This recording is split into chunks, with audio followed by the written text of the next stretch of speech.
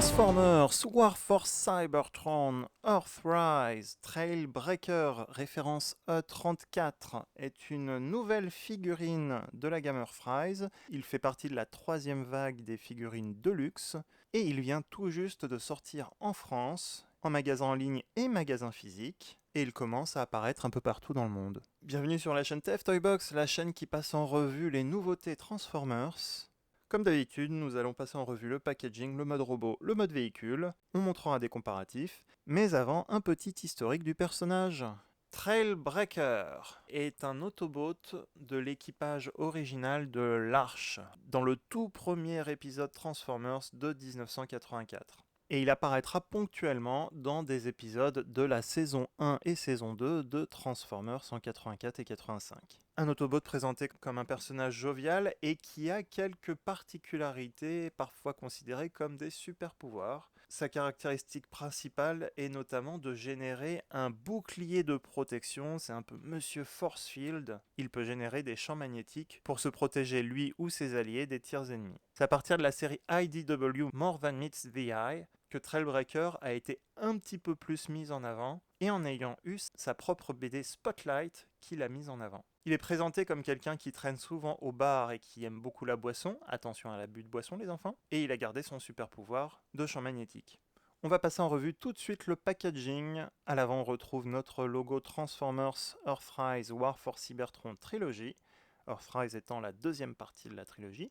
Sur le côté, on retrouve le nom Trailbreaker, la référence 34, le logo Autobot, les différents logos Hasbro, Takara Tomy, Transformers. Sur le côté, un super artwork de Trailbreaker qui part au combat, avec une explosion dans l'arrière-plan. On remarque déjà que la figurine est tellement bien articulée qu'on peut reproduire à peu près l'image sur l'artwork. Au dos, les photos montrant le mode véhicule et le mode robot avec 18 étapes de conversion.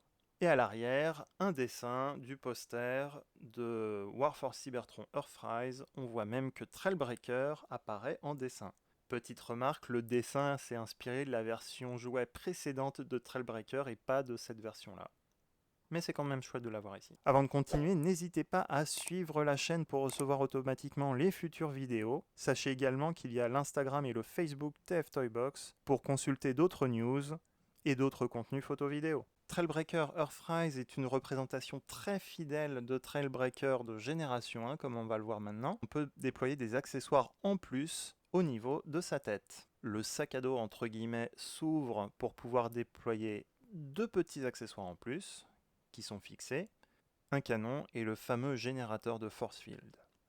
On retrouve les couleurs classiques de Trailbreaker, du noir, du rouge, du gris et de l'argent, avec un viseur bleu pour la tête. On voit qu'il a donc un peu de ventre et un sac à dos comme la version G1 en fait. On voit aussi déjà les ports de connexion typiques pour les figurines Earthrise, pour fixer d'autres accessoires. Au dos, on a aussi un autre port de connexion en plein milieu du sac à dos. Premier accessoire, un pistolet fait pour ressembler au missile de la figurine G1 et du dessin animé donc. Il peut être fixé soit sur un des ports de connexion.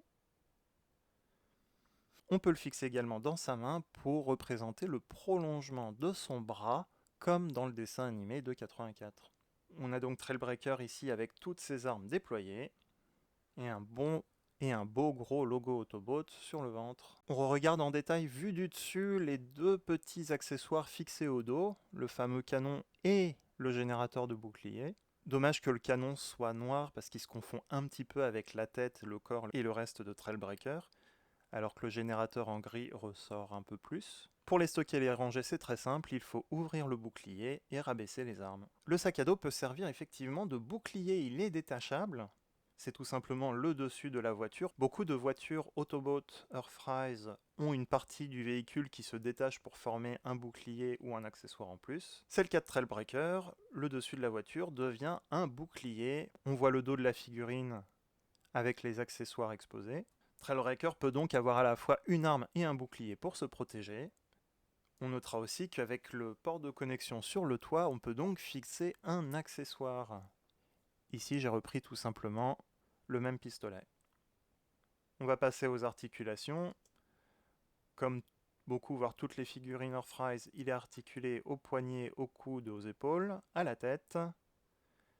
La taille est articulée, les jambes et les genoux aussi. Il y a même une double jointure au niveau du genou pour la transformation. Et on en a une autre également à la cheville qui lui permet de faire le grand écart. Bon, on s'en sert pas tout le temps, mais c'est pratique. Un autre visuel pour voir Trailbreaker sur les genoux, c'est le cas de le dire, grâce à sa double articulation. Comparatif tout de suite avec Hoist. Hoist et Trailbreaker partagent le même moule entre guillemets avec quelques modifications, tout comme les figurines G1. Hoist est un 4x4 de dépannage pour remorquer les véhicules. Hoist était une des dernières figurines Warforce Cybertron à avoir les fameux Battle Damage sur le capot de la voiture. Ici son torse. Trailbreaker ne les a pas. On voit que le canon qui sert d'extension du bras est différente pour les deux figurines. La tête, bien sûr, est spécifique à chaque personnage. Hoist a aussi un accessoire à l'arrière reproduisant des phares. On va comparer tout de suite le dos des figurines. On voit que ces parties sont totalement spécifiques à chaque figurine, totalement ou presque, car l'accessoire au dos de la tête de Hoist en blanc est totalement identique. C'est la même partie que le générateur de bouclier gris de Trailbreaker. Le reste du sac à dos est totalement modifié et spécifique à chaque figurine. Hoist par exemple n'a pas de bouclier. Hoist et le Trailbreaker peuvent ranger par contre cet accessoire. On revient sur la compatibilité avec les autres figurines Earthrise et Siege. Les portes connexion permettent de rajouter des armures issues d'autres figurines comme Ironworks, ou comme ici Zetar qui était une figurine Siege. On peut également connecter des Battlemasters et autres canons accessoires issus de la gamme Earthrise. Après, vu le nombre d'armes qu'il a, est-ce vraiment nécessaire ? Reparlons Battlemasters et les fameux Blast Effects. Trailbreaker a deux petits points d'attache sur les épaules qui permettent de rajouter les effets d'explosion issus de Battlemasters. Comme ici un effet de flamme, comme ceux de Lionizer ou de Firebolt. Petit comparatif ici avec un Battlemasters Firebolt et aussi la Off-Road Patrol Micromasters de la gamme Siege. Les petites figurines arrivent à peu près au niveau des genoux de Trailbreaker. Comparatif avec d'autres figurines Siege et Earthrise, Trailbreaker comme Hoist sont considérés comme des grosses figurines de luxe, et ça se voit ici. Sideswipe à droite de la gamme Siege était considéré comme une deluxe à peu près de taille et de hauteur normale. Cliffjumper à gauche est considéré comme une petite deluxe, vu qu'à l'époque il était un mini-bot, donc un petit Autobot. Et aussi Arcee qui est issu de la vague 2 Earthrise. Comparatif avec une nouvelle figurine également de la gamme Earthrise de la vague 3 avec le Decepticon Run Amok. On voit vraiment que Trailbreaker est un peu plus costaud que les autres de luxe. Enfin, comparatif avec un Voyager Earthrise, le nouveau Voyager Megatron. Est-ce qu'il va quand même pouvoir rivaliser? C'est pas sûr. C'est parti pour la transformation. On tourne les bras pour les positionner contre les panneaux fixés derrière les épaules. On ouvre le capot de la voiture. On relève le sac à dos pour pouvoir tourner la tête à l'intérieur. On redresse les bras. On aligne les bras avec le sac à dos. Enfin l'arrière de la figurine. On replie totalement les jambes au niveau des genoux.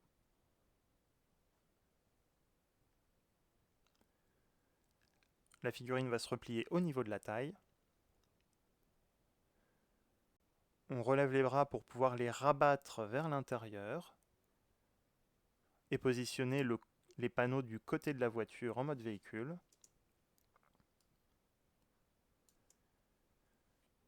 On referme et on compresse à la fois le capot de la voiture avec les différents panneaux puis les jambes. Il y a des petits tabs, des petits points de connexion à en cliqueter. Et enfin, on referme le capot et on compresse les bras. L'arme peut se fixer sur le toit tout simplement de la voiture. Et voilà notre véhicule. Trailbreaker se transforme donc en 4x4 comme à l'époque. Bon, on met l'accessoire de côté pour avoir un look un peu plus réaliste.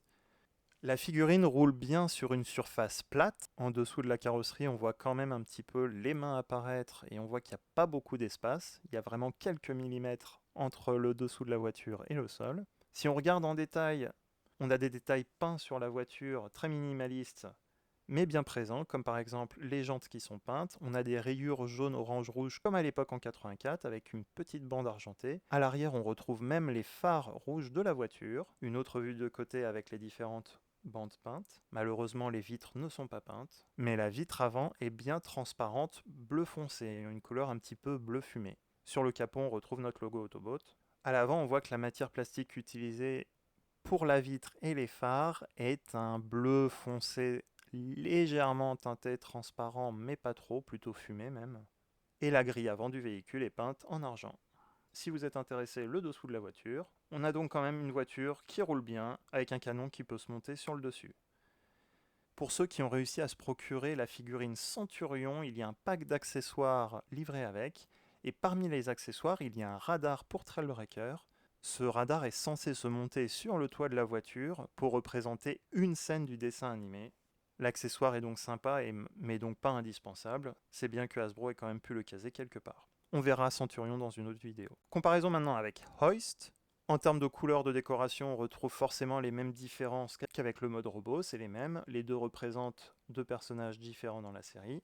On compare côte à côte les voitures pour regarder le dessus, le capot de la voiture. On voit que Hoist avait deux points de connexion sur les côtés, à gauche et à droite, pour ajouter des armes ou des figurines Battle-Masters. Sur Trailbreaker, c'est donc sur le dessus qu'on retrouvera un seul port qui permet de monter par exemple le canon.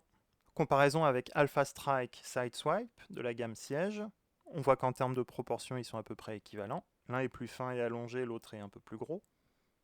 Comparaison avec Optimus Prime de la version Siège en mode véhicule, le camion et le SUV ont des tailles proportionnelles entre eux. Enfin, comparatif avec Micromasters et Battle-Masters. Encore une fois, Hasbro nous a proposé une figurine qui est très bien articulée, très fidèle au personnage de 84, voire totalement identique, et avec un nombre d'accessoires suffisant pour représenter le personnage de 84. Accessoirement, c'est un personnage fun et une bonne grosse de luxe à rajouter à l'équipage de l'Arche. On peut dire que cette année, avec la Gamer Fries, Hasbro a mis le paquet pour les Autobots sur la nostalgie et les personnages de 84 et 85. Elle a été aperçue dans certains Auchan et Jouet Club et est disponible sur Amazon. Comme d'habitude, si vous n'avez pas pu vous procurer cette figurine en magasin, je vous ai mis les liens de Trailbreaker et d'autres figurines Earthrise en description de cette vidéo. Si vous voulez recevoir automatiquement les futures vidéos, n'oubliez pas de souscrire à la chaîne et en même temps laisser un petit pouce positif si ça vous a plu. N'hésitez pas à suivre les autres réseaux sociaux Instagram et Facebook TF Toybox pour d'autres infos et contenus photo vidéo. A très bientôt pour une prochaine vidéo.